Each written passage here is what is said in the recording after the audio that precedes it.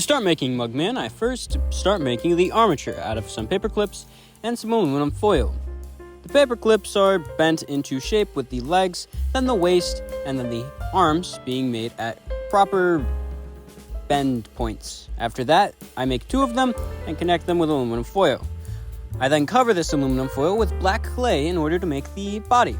After the body is completely covered, I bake this in order to give it a firm structure. Once it's baked and firm, I cover the legs in a grayish white that is the color of the legs and later the head. After that, I get some light brown clay and turn it into a pair of nice shoes that have the backs of them smaller than the fronts of them, so sphere round parts and the front. After that, I get a worm of clay and put it on top of the shoe in order to make the top part. After that, it's time to make these shorts out of some blue clay that is flattened into a strip and placed around the midsection of the body. This is then cut to size and made to not have any seams. Once this is properly wrapped around the body, I put 2 worms around each of the legs to make the pant legs. These 2 worms then get blended into the rest of the blue, and once they're blended in, it's time to go on to the last section of the body before I start working on the head. Of course, those being the arms. The arms start out with me cutting them to size in order to make them the proper size of arms, which arms should be. After that, I start by making the hands, or more accurately, gloves.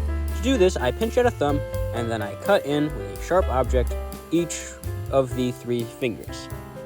This is done with 2 incisions, and then these are poked and prodded, and then I add a little dot of black clay on the back side of the hand. This is then repeated, but flipped for the second hand, making a left and a right hand. This second hand is crunched into a ball, because that's what one of them are. After that, I cover one of the stubs of wire with some black clay, and then run that back in a circular pattern to the shorts.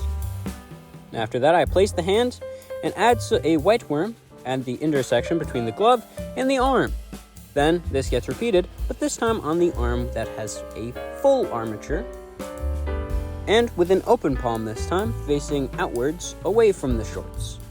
Then once again, I add a worm in between the arm and the glove, and after that, it's time to make the head.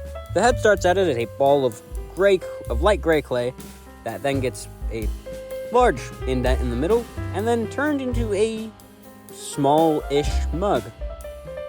After that, I indent the mouth, and then I continue to poke at it until it looks properly mouth-like.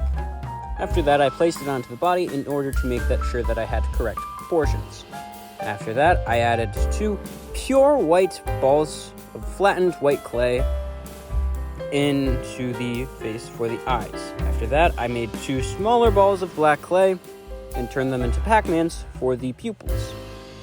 Once I had the pupils, I made the nose out of the same blue clay that made the shorts and placed it in between the 2 eyes and the mouth. After that, I filled in the mouth with black clay, which I probably should have done right after I made the mouth, but hey, better late than never. And then I make the straw. Straw is just a thin and large, thick worm that has 1 blue strap around it of a very small worm. This then gets flattened into the straw, and then placed back into the head with only the 1 blue strap being able to be seen out of the top. After that, I add a tongue out of some pinkish red clay, and then I make the handle. The handle is similar in size and thickness to the straw, except this is placed on the backside of the mug head thingy. Once I get the proper sized handle, I blend it into the rest of the mug, making it somewhat like an actual mug. And then I place this nearly finished head onto the body. And by nearly finished, I do of course mean that I have to fill it with liquid. This is an oven-bake glue type substance, which bakes, which hardens in an oven. I am completely filling the top of the head with this because it kind of looks like the thing that is filled with their actual heads in the game. That was not English. I don't know what that was. I'm so sorry. Of course, I did accidentally stick my finger in it. Not a good idea, not a good plan. But after that, it's time to work on the base, which I'm making a blue poker chip, similar to the way that I made the original Cuphead base.